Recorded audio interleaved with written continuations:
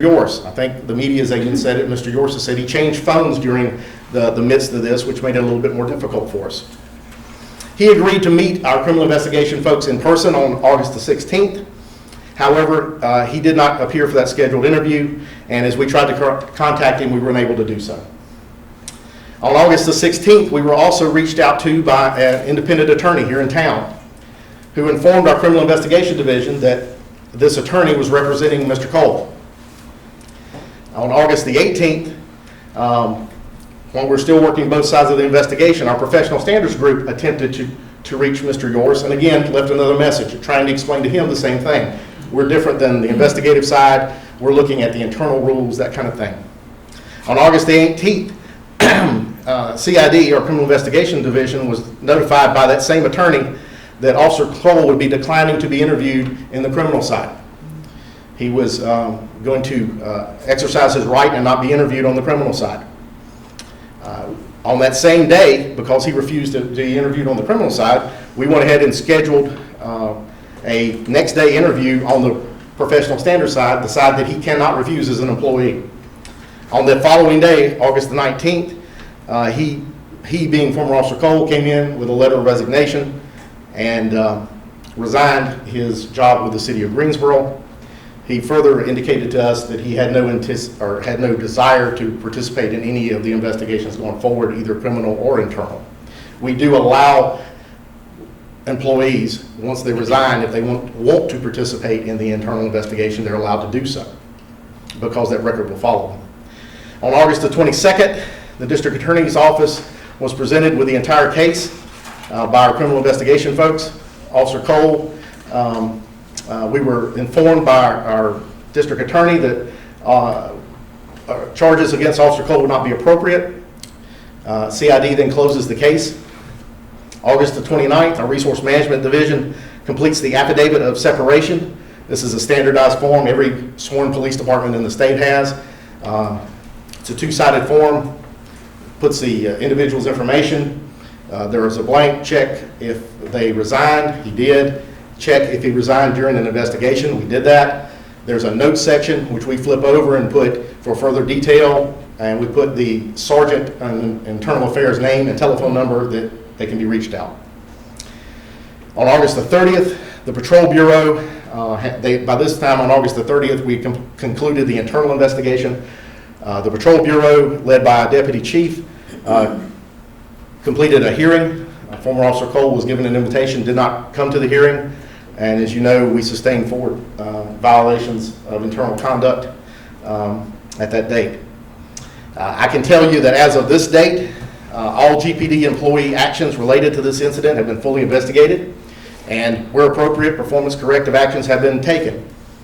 And I tell you that because I know that a lot of you have questions about other people related that are part of GPD. I have to be very specific in this, that following the resolution set forth by council, I cannot discuss personnel of anyone other than former Officer Cole. But that last statement is accurate. Lastly. So, going forward, this is the exact slide I shared with council, and I am very passionate of the fact that I think our process has worked, but we always should look to improve ourselves. So I wanted the timeline has been a lot of question. Overall length of the internal investigation. Prior to our current system, which was 2010, 2011, the average date or the average time on an investigation like this was 90 to 100 days. That's full disclosure. But since 2010, 2011, we've been able to advance because at that time we still did a lot of them by paper. And so it was a matter of files moving from one place to another. Now we're electronic. We took a big chunk out of that. In 2011, we lowered it to 60 days. We found that over time we got more efficient, and with technology we were able to do it in even a faster time. In 2013, we actually changed that to the current system of 45 days, which is fairly close to most departments we've met, particularly here in North Carolina. Our average is 34 days for all investigations. And as you can see, that average has been trending down. I believe that as we go forward, we will continue to see that trend down. But there is a need that we have to be mindful to get these questions answered. Our organization like a lot of police departments, works on a 4-on, 4-off rotation. There are 4, almost a week at a time, that our officers may or may not be here. So it requires us to take several days. I made the obligation to the council, and I'll make it to the public today. This is an excellent opportunity for us to reevaluate it again. I intend to set a group of folks together. Where can we trim those days down to get closer to that 30-day window that we want to be at? But on average, they're 34. This one had some nuances to it. The new corporal first investigation, several of those things that we can work on. What changes? I mentioned this openly at the last special council meeting. I believe that we are poised very well at this point because of the system in which we have in place related to our body cameras, that we will be 1-for-1 on all uniform officers by the end of the year. We will go from approximately 80 hours of video a day to almost 100 because of our off-duty assignments. I think this gives us an opportunity to yet become better, because the majority of all incidents, whether they be motor vehicle crashes or use of force or complaints, more than likely will be on a video somewhere. That we can create a system called, what I would call, quick review. I initially said a 48-hour review. My staff's now saying maybe with holidays we should look at a 72-hour review. I really don't know what, but I do believe that because the videos exist and give us that one dimension, that it gives us an opportunity by which to look at it. My proposal going forward, and I'm going to work with the CMO staff on a supplemental budget request to try to staff this. I'd like to add a supervisor to each district and allow that person and task that person with reviewing video, particularly on those incidents as they arrive. And that would allow a couple of things. It wouldn't compromise the integrity of the investigation because this person would not be one that's within the chain of command. I think we have an opportunity here to have a check and balance, to have someone outside that chain of command to review very quickly and then notify the commanding officer, and therefore help us as we look at avenues of communication that we can keep people advised of what's going on, and that kind of awareness of what's happening related to administrative investigations. That ends the PowerPoint presentation. Motor vehicle crashes. We seem to crash a lot of cars, and we've actually increased in that as we've added more gadgets for our officers, but maybe assess how we can do those things better from distractions or what have you. It'd be a resource for that commanding officer, who's our first level of decision making, to get a kind of that quick look at what's happening within the 24 hours, 48 hours before. Chief, what happened between June 24th and July 20th? There's a big gap there between, you know, like the things that happened right after the incident and when, I mean, there's, you know, then people call, you know, they get referred to professional standards, there's an outside complaint. What's going on in that period of time? Well, as I said, during that, it's 42 days before the initial investigator forwards the full report. So they're interviewing people and what? They're doing that. They're putting it together. There's a lot to what they interview. Now, I told you, it's within our policy, but I think it's on the fringes. Yeah. I think some of that had to do with the fact that the investigator was new to them. It was a matter of understanding, as I said earlier, those questions. Right. Sometimes Video is very, very clear. Sometimes it's you stepped over the line, or you did this, or they run into the ditch while they're driving the car. This one required that you had to have a full understanding of what the officer knew at the time that officer was acting. And not only for one, we had to know for both. I would just say, Chief, that, I mean, when every member of City Council watched that video, and most of the members of the public and the press, there was an immediate determination that something happened that was wrong, and I just don't understand how that video could have been viewed by anybody early on who did, you know, and a flag not raised to say, we need to, you know, I'm not saying, you know, yeah, you still have to investigate, but maybe you put him on administrative leave right then when, I mean, that video is... Well, two things. Okay. One, I think I do understand what you're saying, and that's part of the quicker review. Yeah. Two, and I hear that from different individuals, and I've talked to different people on council. What's unique is what people see is wrong is not always the same thing. Unfortunately, or fortunately as the case may be, we are governed by particular laws. Those laws are, and it's a legal term, what a reasonable officer would do in the same situation. And that's why it's very important to us that we slow down and understand everything that occurs. Here, we didn't have an injury. We didn't have a use of any of the tools. We had an officer, by his own admission, had delivered 2 strikes.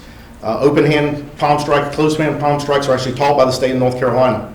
So if you don't slow down and ask all the questions of how you got there, you can't make that determination. And it's unfortunate. Policing can be less than visually comfortable to look at. I'm afraid that's just the nature of it. But once those decisions were brought up and made, I'm very comfortable with the decisions we made. I will tell you that across the country, there are police departments today that would say that was an officer safety issue. I'm very proud of the fact that the GPD and our philosophies are that it wasn't. So I understand your point, and I think it's well taken. I've had this discussion all across the community. But video has to be taken as the perspective of one particular lens, and then we have to understand the rest of it. And we've seen this play out. It's as close as our neighbor Charlotte. So it's important that we do that. I do believe we need to tighten up our timeline. I've said that openly. And so this additional quick review layer that you're putting in, would that do sort of what I'm talking about here? If somebody, you have that person who's viewing this, and they could raise a flag earlier to say... That would be my intention. So you would have someone outside the chain of command that would look at it, hopefully with the same perspective that our community would look at it, because they're not involved in that investigation. And sometimes it's just a matter of notifying that so that the captain, the first layer, will know and track that closer. You have to understand, we've been asked who read that summary. We actually read the actual summary in the closed council session. I've got almost 900 employees. A lot of people had access to that summary, but when you read the summary, it's a very cursory thing that talks that we were involved in an encounter and that we used physical strikes or no injuries. I won't use the word that that's routine, because force is never routine, but I will tell you it didn't necessarily jump up to the level that some believe it did because of the type of force and how it was used. But for a couple of different decision points, this could have been a totally different case. Doesn't take away or diminish the fact the officer made massive mistakes and we've held him accountable for that. But it's important that we understand it that way. Okay, I'm not going to bug you for much longer, but I do have more questions. Sure. What do you teach officers about their responsibility to report another officer who's showing improper conduct? Absolutely, they do. Well, I mean, is there like a rule? What does it say? I can get you the exact directive. It is an obligation of any officer that if you see conduct. And I'm sure a lot of other people wonder why the other officer at the scene did not make it clear right away that this was not a proper. Reviewing her case, she perceived it from where she stood. She saw an encounter with a fellow officer and she responded. I can't speak for her. I can tell you that we have reviewed all the nuances of the case, and that was her perception, at least as she relayed to us. As you know, I don't have the ability to ask her any more questions. But it's important that we understand something, and I think this is important for the general public. This is something that the nation is struggling with today around video. We are one of the leaders in the country. We have been. We've talked about that for years with having officers equipped with body cameras. But as we see this conversation, this evolution of understanding throughout the nation, we also have to understand they're not a tell-all. They're about perception. They're about point of view. And it is important, and the country as a whole is making that the statement. Chiefs across the country are having conversations that we have to understand all the nuances for our community and our officers. We have to be able to ask those questions. And I think we do the best we can here to do that. However, as I pointed out, I'd like to see us do it at a more efficient rate. But quite honestly, if you look, you can't get Google without finding cases very similar and much worse outcomes. So we're learning. We'll take one last question from John. Only get one. Well, you'll be our last person, and we'll wrap it up. You're allowed to follow up. How's that? Chief, when can an officer take a phone away from someone being detained? I mean, I assume Cole thought that he had the authority to do it. Well, that's a hard question to answer. You have to be able, as an officer, to articulate anything you do. When you begin to take something, it falls under our Fourth Amendment to seize something. Our officers are trained as to what they can and can't, but you can't answer every one of those questions. We here have, for the last 2 years, and actually many years in my career, we've talked about ways and means in which we communicate. We talk about procedural justice. We talk about giving people a voice. Quite honestly, if you look at the beginning of this video, there's some good examples of policing in it. There's a tone that's kept. They do very well. My view as the chief, as we get into the video, I see some things where our training wasn't followed. But at the end of the day, in order to take an action, you have to be able to justify it both under the U.S. Constitution, North Carolina law, and by policies and procedures.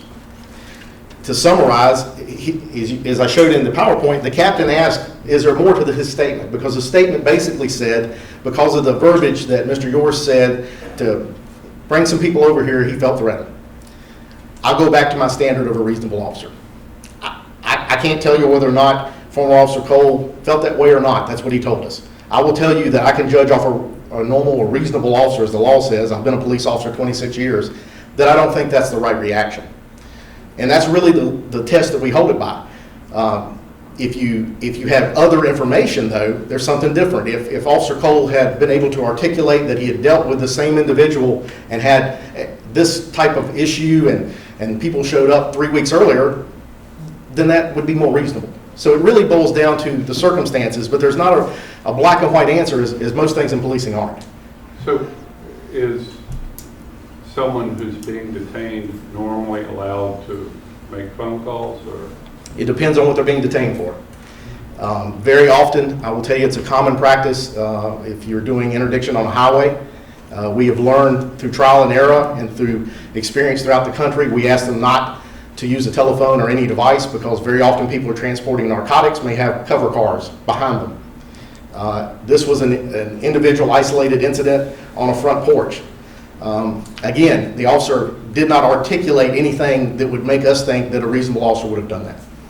And when the officers talked to his mother, and he said he was waiting on the front porch for his mother to get home. Mm-hmm. Well, I mean, she had named him as a suspect in breaking and entering at her house.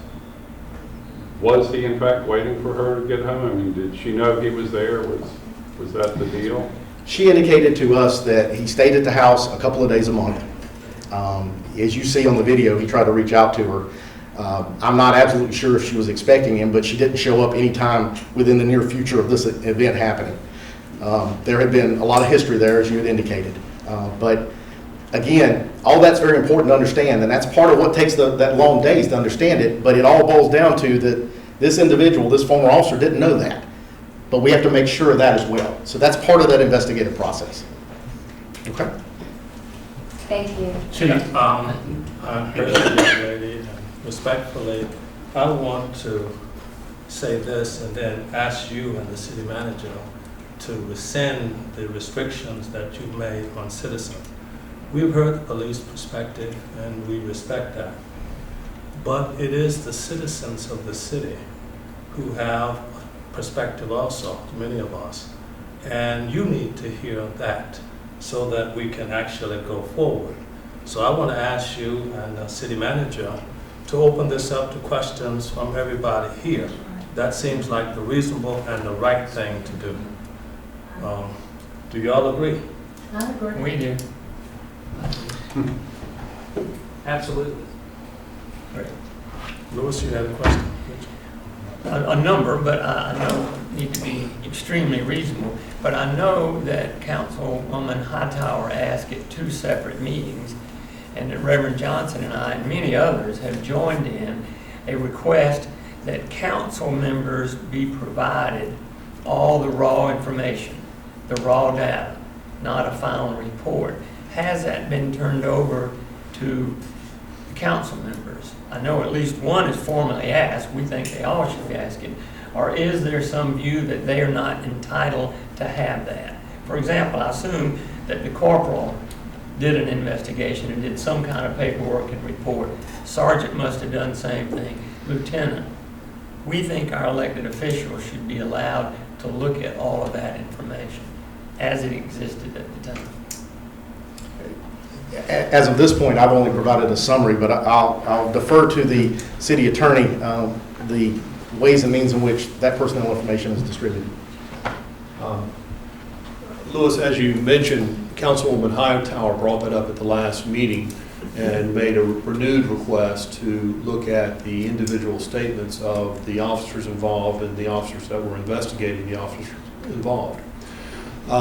And my response then is my response now. We serve at the direction of council. Council as a body has authority to see these things.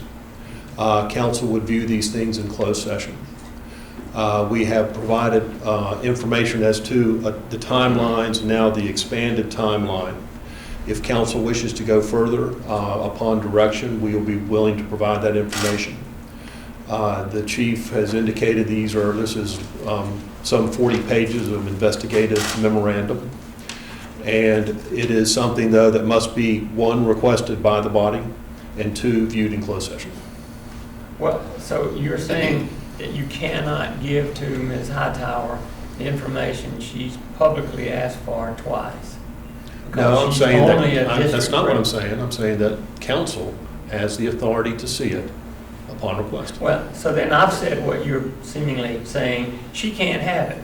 There has to be a vote of the majority of the council. Is that what you're saying? Absolutely. And why is that? Why doesn't she have the authority to look at that information? Or Ms. Hoffman, or any of them individually, or Mr. Wilkins? Because it is the majority will of the body that directs the city and provides them authority to act under the laws of North